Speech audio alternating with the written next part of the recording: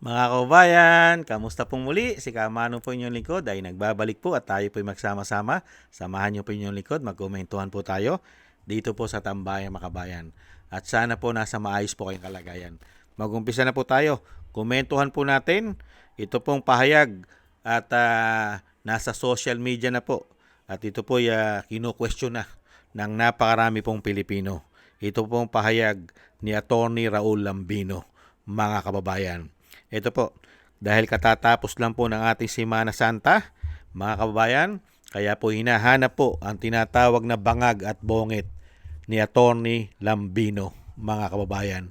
Ayon po kay Attorney Lambino, nagtataka ako at iba pa, mamamayang Pilipino kung bakit wala yatang live o video recorded recorded Easter Sunday message ang Pangulo ngayon. Bakit kaya? Yan po ang tanong ni Attorney Raul Lambino. Nagtataka ako at iba pa, mamamayang Pilipino kung bakit wala yatang live o video recorded Easter Sunday message ang Pangulo ngayon. Bakit kaya? Attorney Raul Lambino. Bakit nga kaya, mga kababayan? Wala man lang po siyang video recorded o video para sa mga Pilipino na may pananampalataya po dahil nagdaos po ng Easter ng Semana Santa at ito pong Easter Sunday. Wala po siyang video recorded. Bakit kaya, mga kababayan? Nagtataka at tinatanong po ni Atty. Lambino, ano kaya ang dahilan, mga kababayan? Baka hindi po Katoliko. Baka hindi po Katoliko ang tinatawag na bangag at bongit. Hindi kaya? Baka hindi po siya Kristiyano. Hindi po ba? Pero sa isang pangulo, kailangan po meron video yan eh. Meron po siyang message. Hindi po ba ito pong Easter Sunday? At syempre po yung buong Semana Santa. Hindi po ba? Dapat nagme-message po ang mga pangulo. Lalong-lalo po yung seguridad. Hindi po ba yung seguridad ng taong bayan bilang pangulo, meron kang paalala? Hindi po ba? May paalala ka. At syempre yung kaligtasan. At syempre yung pananampalataya. Napaka-importante po yan. Yung pananampalataya mo sa Panginoon. Hindi po ba? Bilang ikaw pangulo ng bansa.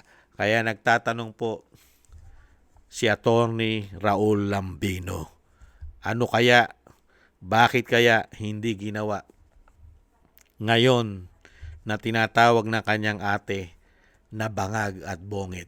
Ano sa tingin nyo, mga kababayan? Ano sa tingin nyo? Kasi may kumakalat din po sa social media, di ba ba? Sa social media daw po ay may kumakalat na si Bongit at tinatawag na bangag ay umakalat po sa social media yung kanya pong sinasabing yung colon, mawayan, yung bituka, yung colon. Meron po nagsasabing mga kababayan natin vloggers na may problema raw po yung bituka na tinatawag na bangag at bongit ng kanyang ate, mga kababayan. At syempre, naglabas din po ng picture, yung sinasabi rin po ni Atty. Guanzon, di ba yung picture na recycle daw po yung picture na kumalat na magkakasama silang pamilya nitong Easter o ito pong Holy Week, mga kababayan. Totoo kaya yun? Nagtatanong lang po si Kamanong.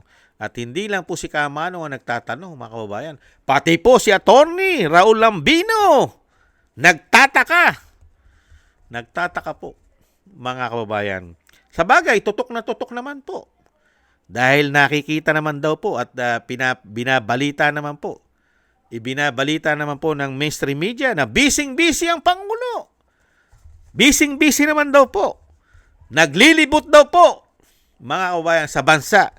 At yung kanyang sinasabing Holy Week ay puro pagtatrabaho daw po ang ginagawa naman ng Pangulo. Ayon po yan sa mainstream media. At syempre po sa istasyon ng gobyerno, sa Channel 4 o PTV4. Hindi po ba? Wala raw po holiday ang Pangulo. Pero nakalimutan pong mag-message. Ang sinasabi po, hindi po nag-video recorded itong Easter Sunday, mga kababayan. Sa sobrang sipag po, ayon po yan sa mainstream media, sa sobrang sipag, mga kababayan, hindi na po nakapag-record. At syempre po, ang tinutukan daw po, ang problema po ng fuel, pero ang inspection daw po, yung sibuyas. Yan din po yung nakita ko nung isang araw. Ang ni-inspection po, ang presyo ng sibuyas. Mga kababayan, ganyan po katindi, mga kababayan.